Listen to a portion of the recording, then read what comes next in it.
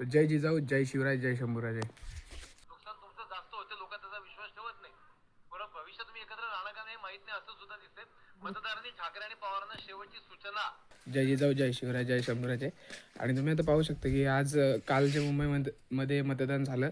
आणि जर एवढा प्रयत्न करून सुद्धा राजसाहेब ठाकरे आणि उद्धव ठाकरे यांनी जर एवढा प्रयत्न करून सुद्धा जर आपल्या सीटा लागत नसतील ना, तर आपलं मुंबईमध्ये राहणं कठीण होऊन जाईल. जर ह्या सर्व BJPची सत्ता आली तर आपल्या मराठी माणसाच्या हातात काहीच राहणार नाही. सो बघा तुम्ही काय केलं आणि काय नाही.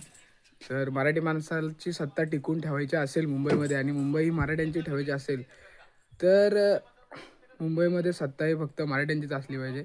जे आता तुम्ही जो व्हिडिओ आता बघितलात तर त्या व्हिडिओमध्ये जर सरळ सरळ असं दिसतंय की ह्या लोकांनी वोट चोरी करून किंवा काहीही करून एकतर्फी निकाल लावला आहे. सो त्यावरती प्रत्येकानं ॲक्शन घेतली पाहिजे आणि यांना दाखवून दिलं पाहिजे की जर मराठी माणूस पेटून उठला ना तर काय करू शकतो.